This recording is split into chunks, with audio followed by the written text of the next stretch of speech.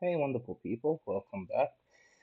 And yeah, remember what I mentioned about posting every 2 weeks? Well, kind of figured that, we're in December 2024, and I kind of like wanted to make more videos to post before we close. So I just thought that it would be better to just share as much as I could and then be able to like post them, maybe two videos, maybe just one, because I want to spend my rest of my holidays either studying, which is the minor, or working on my startup, which is also kind of minor.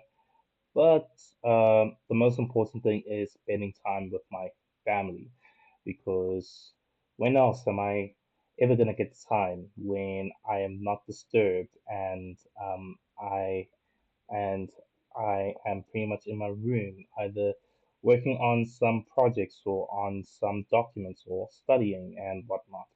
Uh, Basically, I just kind of figured I might as well just share what I can be able to share and then post them accordingly until I come back into doing more of these recordings as well as more of and as well as just pretty much posting my videos. So hopefully, well, hopefully I can be able to talk a lot and just post them either two videos at a time or post all of them throughout. Well, let's just stick to two videos at a time. So, anyways, what I had in mind was basically I want to talk about a couple of things, just reflecting on not only just the year, but more importantly, what I've done so far, just a little bit. And so I decided to like do videos, um, three videos, maybe four, if if there's a chance for me to talk about it this year, but three videos where I just pretty much describe on exactly my experiences on these particular aspects. First is pretty much ARM and being part of a community of developers of ARM called the ARM Developers Hub, and there's a program for it, which I'll be speaking on quite shortly. Then there is ROS or Open Robotics, basically.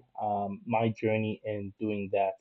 I've got started in 2023, and my flip-floppingness basically, but pretty much an over, but pretty much a life-changing experience nonetheless, especially jumping from going from software to hardware and then just meeting the two together to make my creations come to life.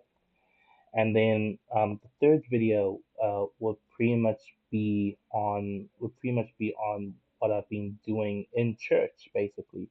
Yeah, surprisingly enough, um, despite my path into going into becoming a fully fledged roboticist, I also do spend time working in the house of the Lord, so I do want to share my experience on that. And don't worry, it's not going to be Bible thumping and all that kind of stuff, even though it may be. But more importantly, that topic is pretty much about running a team or being part of a team in the department, so to speak. So yeah, and then my fourth video, if the chance allows it, I want to talk about the Makers Club. Now, this is actually part of my work, my daytime work, which is Algorithm Work. Um, that's the company that I'm working for. But just particularly with the Makers Club, where I just get to share my experiences of these incredible makers um, that that have been part of the club program from April 2024. So yeah, if the sport video allows it, then I can be able to talk about it, share some of my experiences, share some pictures of it as well. If there isn't any pictures, well, tough. You're gonna have to deal with it and deal with this smugly looking person right here. But anyways, yeah. So that's pretty much my plan for releasing these videos for both December and January. So when I do come back and continue on, then at least that flow and that consistency will still be there. All right. So let's talk about my experience with ARM. So what is ARM exactly? What do I mean by ARM? Those of you who know will already know, but for those of you who don't, this will be a very perfect time for me to illustrate and also describe what ARM really is. So basically, ARM is pretty much a computer chip manufacturer, but there's so much more. There's so much more than that. What they do is they actually develop all of these chips that we pretty much like use in our devices. So if you have a laptop or phone, like this one where you're watching from, some of the chips and components inside your phone devices are pretty much ARM based, as in they're coming from ARM and or from ARM technology. Heck, if even like for example, if I can be able to pick one here, maybe yeah, I think this one will do. So you will have like your regular devices like your phones or your laptops, smart TVs as well. Some chip, somewhere, somehow, there is a chip that is belonging to ARM itself. Um, then you also have ARM that goes into like microcontrollers. So you have, I think it's a little bit too bright here, but if you're familiar with Arduino and you're familiar with Raspberry Pi, so your microcontrollers and your microprocessors, which your microcontrollers are pretty much like your Arduino Uno, your Arduino Nano, that sort of thing, and then your microprocessors, which are pretty much your single board computers. We're talking about Raspberry Pi, Orange Pi, um, NVIDIA's Jetson Nano, that sort of thing. The, they somewhere somehow there is a chip inside one of these. So just to give you that illustration, I'll just lower my brightness just a little bit so you can be able to see um, this microcontroller here. This is an Arduino. I think it's not really the RP 2040 series, but it's pretty much the IoT device one. So just to give you guys just a little bit closer look, let me just dim this down a little bit more.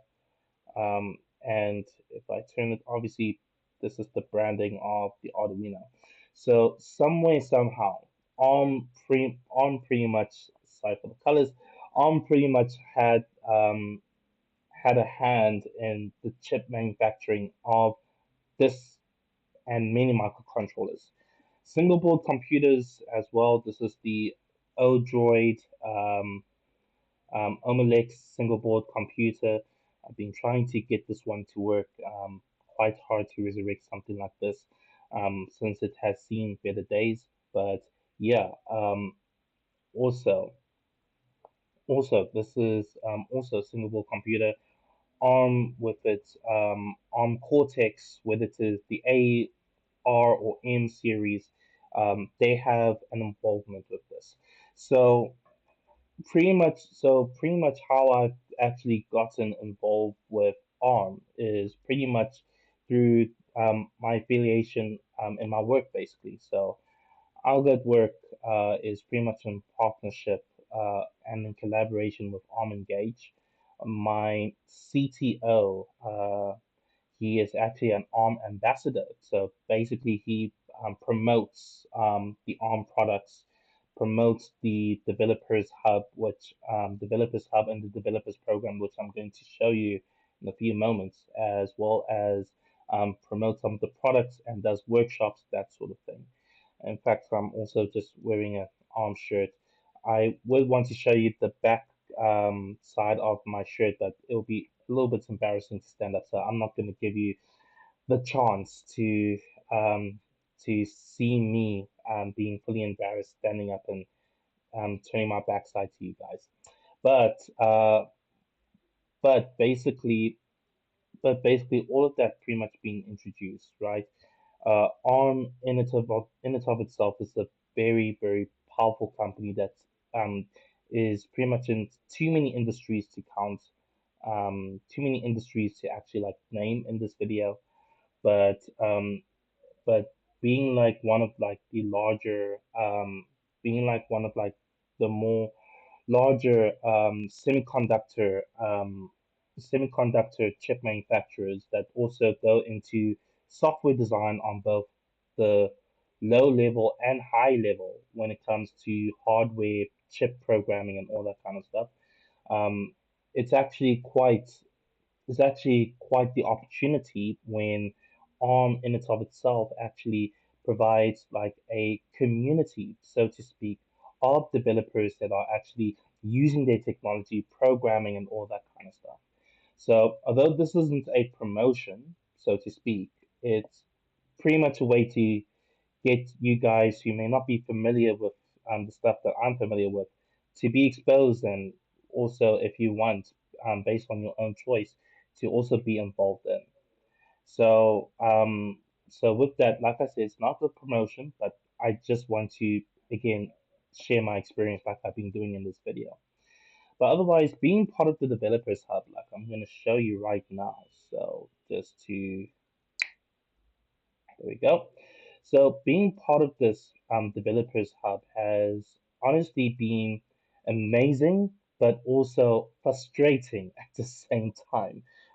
Honestly, it's very overwhelming when you go through it the very first time, and it gets even more overwhelming when you have more people actually joining in, unless of course you are very very disciplined in which path that you want to take, and more importantly where you're going to start at, which is the reason why one of my best recommendations would be that if you do join into the developers hub, just be sure that you go onto the Discord and just ask people as to where you want to start.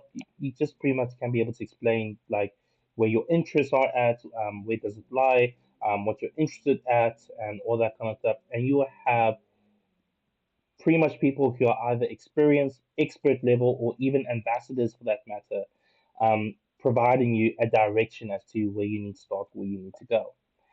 But basically, just to show you some of the things that they have here. So you basically have this hub where you can pretty much be able to like go through some of the courses that they have to offer. And like I said, they have a Discord community where developers such as myself, and even beginners for that matter, along they can be able to communicate with people on the expert level and people who are also very experienced. It just pretty much depends on how much you are willing to actually get your hands and feet dirty in order to actually understand the whole ARM ecosystem, so to speak. And um, for some, it's kind of closed source, but for others, it's very, very open source. So, very open source friendly for that matter. You get to share, you get to contribute, you also get to promote that sort of thing. And so, pretty much my particular interest is pretty much in embedded systems. So, if we pretty much go inside here, then you pretty much get to see this whole plethora of like all of these things that they pretty much have to offer. I mean, if we just go to AI and ML solutions, that's particularly the kind of stuff that I'm pretty much good at and interested at. You pretty much have all of these resources that you can be able to get yourself started on, as well as the chips that you can be able to get started on AI and ML, which is something that I have a particular interest and field at as well. If I just go to my get started now, then this is pretty much where I pretty much, like I said, all of this kind of stuff is actually quite overwhelming, but more like if I can be able to find this thing in terms of like learning paths, because even some of the people that have actually like recommended it to, they also kind of like had a hard time if you do not know what you're doing. Uh, Come on, where are you? There we go. So these are our learning paths. These are the stuff that I was talking about earlier on, and this is the kind of things that um, many people can be able to get themselves started at. So firmware deployment is pretty much where I am at right now. But if you want to get started like brass tacks, like at the very beginning, then you should be able to just start off with this one here. Although what I would suggest is that um, because you're doing embedded systems, most of it is pretty much Linux operated. So that means that you need to have a Linux operating system in order to get started. Ooh, I've never seen this one before. Ooh, this is actually quite good. I should actually take a look at it sometime later. Sorry for being distracted. But anyways, yeah. So pretty much this is the kind of experience that I would go through, and this is the kind of thing that kind of like got me very stumped. And then when I saw like other other platforms like the ST microcontrollers, STM32 Cube or MX or whatever, it was like extremely overwhelming. So I thought that how can I be able to boil this all of this down? I mean, I have very good experience with Arduino. I have very good experience with well, not with STM, but much rather with ESP8266 microcontrollers and ESP32. I want to pretty much take myself to the next level. So how can I be able to make that transition without being very overwhelmed? Like I said, you either have to be very disciplined and follow through, even if it's going to cost you a lot of pain and frustration, but you'll get a massive reward out of it, which is going to take some time. So either you go through that or you go through books, and I opted for the books part. So this here is pretty much what I've been working on earlier this year, which is the beginning of STM32. Just pretty much instead of relying on like existing integrated development environments or IDEs for that matters, or even let me just zoom out just a little bit, or even just looking at other platforms, which is very complex, very complicated, and you've got to build all of this stuff, all your environment properly in order to make things work. I just pretty much follow on books, which gives me a much more simpler explanation, a much more simpler guide as to how to go about it. Some people would prefer this than others. Other people would prefer the existing systems and platforms that are out there and available. But for me personally, I started off with this, but I kind of fell in love and had an appreciation with the established platforms that are out there. So pretty much like when you have when you have, oh shoot, I pretty much went blank there. So pretty much when you have like the STM32 IDE cube, or the MX cube IDE, or CS or CMSIS platform, it's you pretty much have like a you pretty much have like so many options, too many of them that is overwhelming, and that has pretty much been my beginning experiences. But after like going through like the book, and then obviously just getting myself like a blue pill, or in this case an STM32 F series, which is part of like your F series, or your F family, so to speak, which is pretty much, just to come back here, which pretty much is kind of like this. So this is like your STM32 microcontroller with your programmer. Let me just lower it. So this is your blue pill as we call it, but it's part of your STM32F01 family series. Um, this sort of stuff this sort of stuff is what I pretty much used, following with the books, that I would pretty much like. buy and download and read for myself in order for me to actually get started, particularly when it comes to the very, very low level sort of approach before relying on the existing IDE platforms. But but basically, as you pretty much go about going and then growing, as in like when I mean by growing, I'm talking about like when you are following certain instructions or you are pretty much building your own projects basically, whether it is on a programming level or on a hardware level or on a mechanical design level, so to speak. Um, Anything that you start off with at the very beginning is always bound to be hard. I mean, we live in a very very, very privileged world, so to speak, where information like this is readily available for you to consume.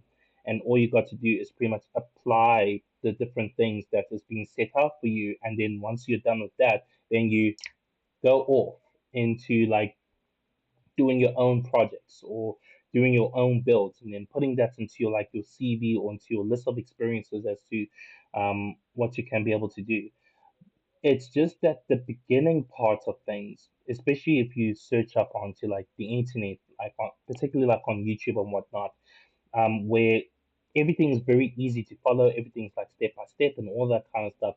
It is great. It is really great. But there's obviously going to be a time where you kind of like say, you want to do more. You want to experience more. So in this case, for me, it was the Arduino, which was pretty much like my first microcontroller that I've ever gotten to like experience. And so I was like, all right, I don't want to know more. I think I've already mastered like the Arduino Uno aspect as well as the Nano, as well as the Mega as well. Let me go for something a lot more higher, a lot more sophisticated. That led me to the ESP32. The microcontroller wise, it's excellent, but the IDE, I still stuck with the Arduino Core IDE basically. So I wanted to go for something even more sophisticated than that, and that pretty much led to me actually like reading these books on ARM technology and also joining in the developers hub basically, which like I said, very overwhelming first time you get into it, but very rewarding if you're sticking to one particular learning path and be able to go through it through and through. So this is something that obviously next year I'm going to be sharing more of in my journal, because with this group of makers that I've already mentioned about earlier in the video, I'm going to be taking them through also step by step what are the best sort of like places for you to get started at, and more importantly, how you can be able to grow yourself in this particular path that you're taking. So it's really really it's actually just important to like appreciate the fact that yeah, in your beginnings will always seem easy, but it's going to get extremely hard, whether it is on ARM-based technologies with microcontrollers or embedded systems, whether it is with robotics and robotics engineering, whether it is with using platforms like ROS or using MATLAB for data signaling, data for data signalings and also getting simulations modeling done for your robot, or whether it is for IoT or for machine learning, all that kind of stuff. Things like this, um, particularly in the space where I am at, where it is where I both do hardware and software, particularly when it's hardware and software, which is where robotics pretty much fall into this category. It's always going to be super hard, but it's also super fun, so to speak, when you're actually doing it with somebody else, someone who is right next to you, or someone who is pretty much online, either whether they are overseas or whether they are pretty much in a different province to you, so long as you can be able to get connected. And so that is pretty much the thing that allowed me to pretty much grow, to go from like beginner level to like intermediate to between intermediate to expert level, so to speak, where I now need to decide of exactly with the plethora of options that I have around me, what sort of path that I want to choose. Of course, I would go for everything. Like everything. But you got to be a master of something. So this is also the reason why I this is also the reason why I wanted to become a full-fledged roboticist, because becoming a full-fledged roboticist means that you are pretty much a specialized generalist but also a generalized specialist. Basically, you're pretty much well-rounded in pretty much all of these aspects in robotics, which I can only like boil them down into like three core components, which is the mechanical, the electronics, and the computer programming, which in and of itself, with these three, which branch out to more specifics, specific three aspects of it, which for any kind of robot, in order to do any kind of thing, your robot um, needs to be able to sense, it needs to plan, and it needs to act, basically. So the sensing, the planning, and the acting pretty much falls in lines with your mechanical, electrical, and also your computer programming as well. And so, where does ARM actually fit into this? It actually fits into the electronic as well as the programming part of it. How does it fit into it? Well, that is something that I'm figuring out for myself. But I just chose ARM and gone into the ARM Developers Hub because I found it not only very interesting to me, but also extremely crucial when it comes to my path into getting into robotics, or much rather getting into my career as a roboticist, where I need to know certain aspects when it comes to the electrical or the electronic side of things, whether it is regarding to the robot's microcontrollers interfacing with different drivers, or the microprocessor, whether it is a single board computer or a computer framework system where where the robot is communicating with the main framework system. These are some of the things that I have to pretty much know for myself and also be able to implement for myself as well, just to get a little bit of mastery over. So yeah, that's my experience with ARM so far, and I'm going to be sharing more of this basically. This this this video is actually very special. So this is beyond the 10 to 15 minute mark. I'm guessing that long form content where I do get to share and I do get to journal my experiences will have to be like this. But otherwise, I'll still stick to my 10 to 15 minute mark. But basically, yeah, as passionate as I was, this is the sort of thing that I pretty much like go through for myself. So if you would like, you're more than welcome to just speak your mind out in the comments if you want to know more about this ARM Developers Hub. I'll just be sure to put it into the description below as to how you can be able to jump in and how you can be able to join in. But again, just to warn you, it's very overwhelming stuff. Trust me, very overwhelming. So, no, with that, guys, thanks for listening through, and I really appreciate it. And until the next video, you have yourselves a very good day.